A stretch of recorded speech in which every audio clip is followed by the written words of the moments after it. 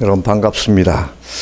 제가 임시당회장이 되어서 오후 예배 때는 여러분 와서 또 교우 여러분들을 이렇게 만났는데 오늘 낮 예배는 처음이네요. 그래서 오후 예배 때 만나 뵙지 못하는 분들을 오늘 또 뵙게 됩니다.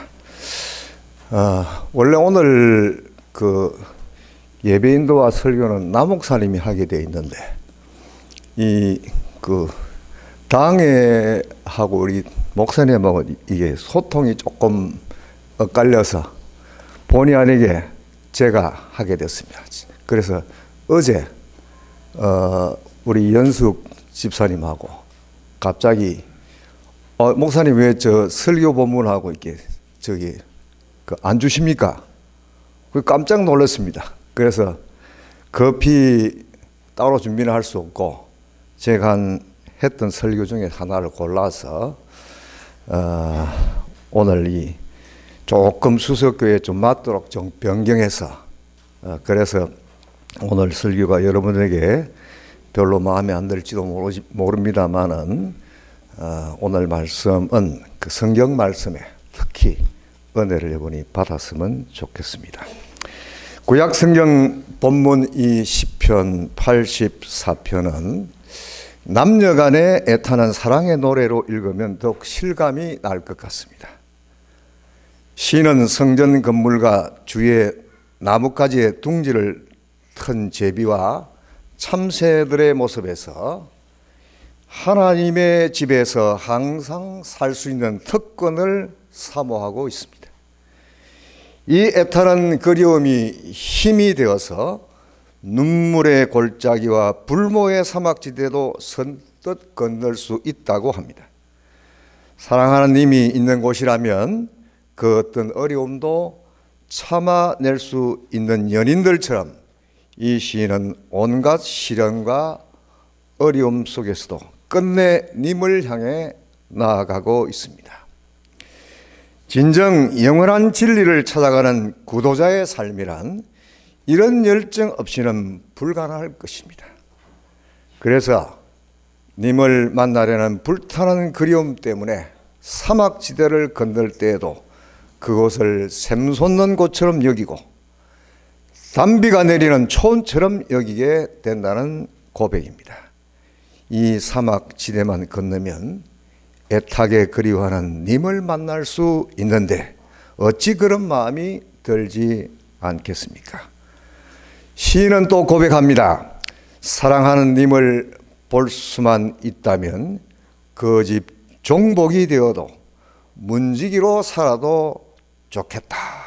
이렇게 고백합니다. 우리는 과연 하나님을 향해 이런 애끓는 그리움과 열정이 있습니까? 이러한 그리움과 열정이 하나님을 향해 솟아나는 사람은 정말 복받은 사람입니다. 그런데 시인은 어찌해서 성전을 향해서 이렇듯 애타게 사모하는 마음을 갖고 있습니까? 시인에게 성전은 자기 영혼의 고향이요 지상에서 미리 체험하는 천국이기 때문입니다. 요컨대 시인은 사람이 자기 영혼의 고향이 분명할 때 그가 이 땅에서 어떤 처지에 있다 하더라도 참으로 행복할 수 있으며 이러한 영원한 행복을 미리 맛볼 수 있는 곳이 성전이라고 굳게 믿고 있습니다. 교회는 영혼을 향한 순례자들의 모임이요 영원하신 하나님을 만나 뵈려는 구도자들의 모임입니다.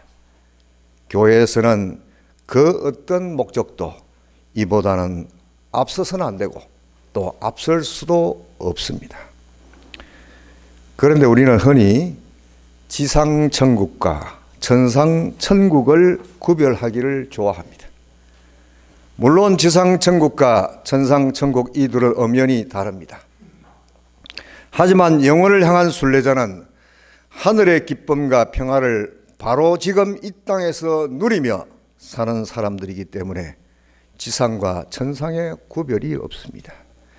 비록 이 지상의 삶이 눈물 골짜기를 지나는 형편이라도 영혼의 고향이 분명한 사람은 변덕스런 인심과 세상의 흥망성쇠에 연연하지 않고 그것을 뛰어넘어서 살기 때문입니다. 부친이 목사였던 니체는 무신론 철학자로 유명합니다. 그는 철저히 신을 부정하고 영혼의 고향을 거부한 채 방랑자로 겨울 나그네로 살면서 사나이답게 인간의 한계를 뛰어넘고 초인이 되어버리고 했습니다. 그의 계획은 영웅적이었습니다. 그의 말은 진실에 넘쳤습니다. 하지만 그의 최후는 비극적이었습니다. 그에게 공로가 있다면 그것은 영혼의 고향을 상실한 인간이 얼마나 비참한가를 솔직하게 그리고 생생하게 보여주었다는 점입니다. 그러나 안타깝게도 현대인들에게는 육신의 고향에 대한 의미가 점차 희미해져 가지만 더욱 심각한 문제는 영혼의 고향을 잃어버린 지 오래되었다는 사실입니다. 누가복음 15장 탕자의 이야기에는 아들이 아버지의 집, 곧 영혼의 고향을 가는 과정이 생생하게 그려져 있습니다. 아들은 아버지에게 유산으로 돌아올 자기 몫을 미리 받아서 객지로 나가서 마음껏 살아보았습니다. 친구도 사귀고 또 방탕한 생활도 해보고 욕망이 이끄는 대로 다 해보았고 그리고 모든 아버지로부터 받은 유산은 이제 바닥이 드러났습니다. 사람이 가진 재산, 재주, 지식, 권력 등 모두가 본래 자기 것이 아닌데 그것을 자기 것으로 알고 마음대로 사용하는 이것이 영혼의 고향을 잃어버린 사람들이 사는 모습입니다. 그 결과는 타락과 분쟁과 지옥입니다. 결국 이 아들은 돼지 우리에서 지내면서 돼지가 먹는, 돼지가 설사할 때 처방하는 쥐엄 열매를 먹으면서 배를 채우는 짐승의 신세가 되고 맙니다. 탕자의 경우에는 그가 비참한 처지가 되었을 때 아버지의 집을 생각하고 돌아옵니다. 영혼의 고향을 아주 잊어버리지는 않았습니다. 아버지는 돌아오는 아들을 용서하고 환대합니다.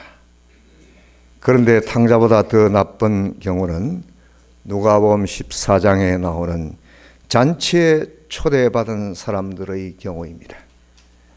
집주인이 잔치를 차려놓고 손님들을 청하자 어떤 사람은 나 밭을 샀는데 한번 가봐야 돼. 또 한 사람은 소 5겨리를 샀으니 지금 시험해 봐야 하기 때문에 시간이 없다. 또 한 사람은 갓 결혼해서 못 간다고 하는 핑계를 대며 다 사양합니다. 이들은 모두 나름대로 성실하게 살아가는 사람들입니다. 탕자와 같이 재산을 낭비하거나 방탕하게 사는 사람들이 아닙니다. 그래서 이들은 자신들이 결코 죄인은 아니라고 주장할 것입니다. 자신들은 현재의 삶에 충실하다 보니까 영혼의 고향에는 관심을 가질 여유가 없다고 핑계할 수 있습니다. 지금 당장 중요한 것은 경제요, 복지요, 인구요, 국방 문제 등이지 도덕, 정신문화, 양심, 정의, 자유와 생명 존중, 인류의 평화 이런 것에는 마음 쓸 이유가 없다는 것입니다. 맹자의 주장처럼 항산이 있어야 항심이 있다고 항변합니다. 일리가 있는 말입니다. 항산이란 먹고 사는 문제입니다. 먹고 살기로 빠듯한데 소위 항심, 정신적인 가치를 생각할 겨를이나 있겠는가 하는 이야기입니다. 그러나 정신과 도덕, 윤리와 양심을 상실한 사회는 끝없는 사막을 헤매는 방랑자들의 사회가 될 뿐입니다. 신앙의 세계에서는 하나님을 향한 항심이 먼저입니다. 신앙이 먼저입니다. 그리하면 항상은 하나님의 은총 가운데 뒤따라온다고 예수께서는 말씀하셨습니다. 마태복음 6장 33절 우리 잘 아는 말씀이죠. 너희는 먼저 하나님의 나라와 그의 의를 구하라. 그리하면 먹을 것, 마실 것, 입을 것 이 모든 것을 너희에게 더하여 주실 것이다. 주로 시골에서 서울로 올라와서 생계를 위해서 청계천에서 피복을 만드느라 미싱을 밤새 돌리며 과도한 노동에 시달리던 어린 노동자들의 생명과 인권보장을 외치다가 1970년 22살의 어린 나이로 자기 목숨을 내어 놓았던 아들. 지금 청계천에 가면 그 이 전태일 씨의 동상이 세워져 있습니다. 이 아들을 가슴에 묻고 살해했던 어머니 이소선 여사를 혹시 여러분 기억하실 줄 압니다. 일제한 거다 하다가 처형당했던 독립운동가 아버지가 지어주었다는 작은 천사라는 이름, 소선, 작은 천사. 이 이름 그대로 이 소선 여사는 하나님을 믿는 신앙 안에서 예수님의 제자로서 사랑의 화신이 되어 살았습니다. 죽어가는 모든 생명들을 사랑하고 살리려고 했던 어머니는 아들과의 약속 때문만이 아니라 아들과 다시 만날 영혼의 고향을 가지고 있었기에 온갖 악의 모략과 핍박 가운데서도 생명을 보듬고 살리는 어머니로 험악한 인생길을 당당하게 헤쳐나갈 수가 있었습니다. 다행스럽게도 우리 그리스도인들은 영혼의 고향을 가진 사람들입니다. 그리고 그 고향으로 향하는 길이 그리스도 예수의 십자가와 부활, 그 신앙의 기초 위에 세워진 이 교회, 곧 수석 신앙 공동체에서 시작된다는 것을 알고 있습니다. 너희는 걱정하지 말아라. 하나님을 믿고 또 나를 믿어라. 내 아버지 집에는 있을 곳이 많다. 그리고 나는 너희가 있을 곳을 마련하러 간다. 만일 거기에 있을 곳이 없다면 내가 이렇게 말하겠느냐. 가서 너희가 있을 곳을 마련하면 다시 와서 너희를 데려다가 내가 있는 곳에 있게 하겠다. 요한복음 14장 1절부터 3절 말씀입니다. 우리는 주님의 이 약속의 말씀에서 내 영혼의 고향에 대한 참 소망을 얻습니다. 또한 주님께서는 오늘 우리에게 이렇게 말씀하십니다. 천국은 너희 안에 있다. 이 너희 안에라고 하는 말을 헬라어로 다시 번역해 보면 너희 가운데 있다. 너희들 사이에 있다. 로 번역도 됩니다. 우리는 또한 이 말씀에서 교회의 어떤 사명이 무엇인지를 확인합니다. 요컨대 수석교회가 세워진 이것 신천동로 258번지가 곧바로 천국 258번지가 되어야 한다는 것입니다. 죽음 저쪽의 천국과 믿음의 형제 자매들이 함께 사는 이곳 수석신앙공동체 안에서 사는 삶, 이 둘 사이에 별다른 차이를 못 느끼게 될 때 비로소 우리는 이 땅에서도 천국을 경험하며 하나님을 진정으로 예배할 수가 있습니다. 또한 우리가 그리 실감하게 될 때 주님께서는 우리들의 손에 천국의 열쇠를 맡겨주시고 세상 끝날까지 함께 하실 것입니다.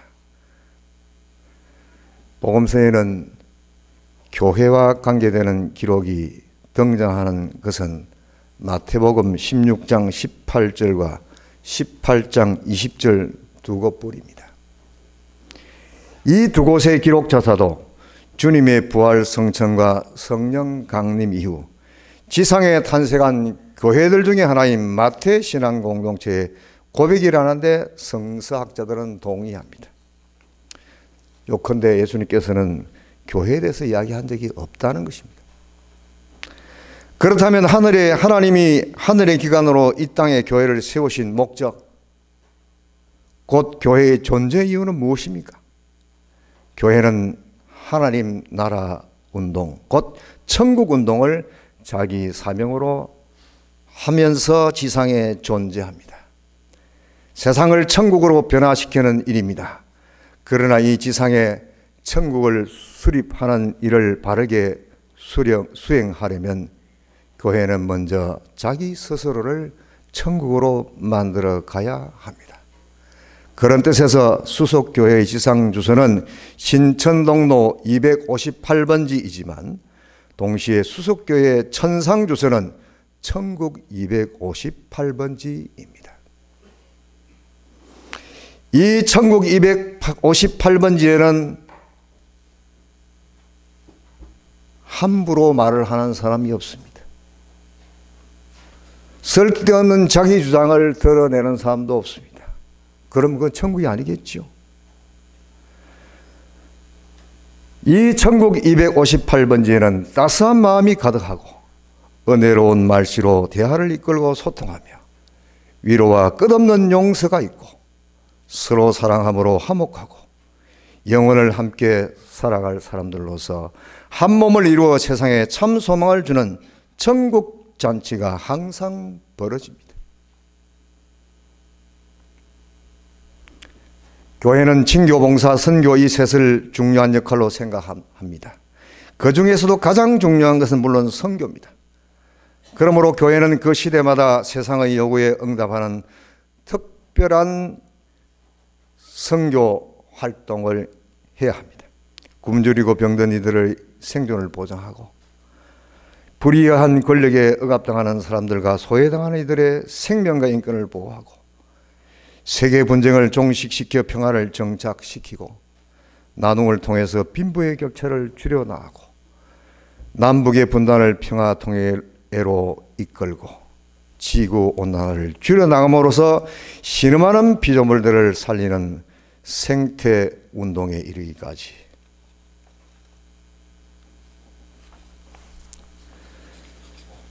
우리 시대의 천국 수립을 위해서 교회가 관심을 기울이고 감당해야 할 일은 수없이 많습니다. 그러므로 이 시대에 주어진 과제 해결에 교회가 헌신해야 합니다. 그러나 교회는 존재 자체로 선교합니다. 이런 활동 저런 활동하고 다른 것이 아니라 수속교회 자체가 천국 258번지가 되는 것이 바로 선교입니다. 이곳에 따스함이 있고 소망이 있고 위로가 있고 오면 정말 함께 어울리고 싶은 곳이라면 여러분이 수속교회에 오세요 마세요 할 것도 없이 오게 되어 있습니다.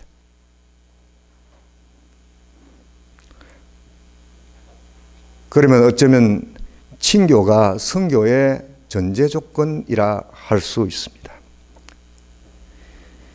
우리는 교회는 존재 자체로 선교한다. 이 핵심을 항상 명심해야 합니다. 다시 말해서 수속교회가 내부적으로 어떤 신앙 공동체 하는 것이 하나님 나라 수립을 위한 선교의 성패를 결정합니다. 그러므로 문제는 과연 우리가 몸담고 있는 수속교회가 내 영혼의 고향이기에 천국 258번지로 가꾸는데 최선을 다하고 있는가 하는 것입니다. 물론 우리가 인간이기 때문에 다툴 수도 있고 문제가 생길 수도 있습니다.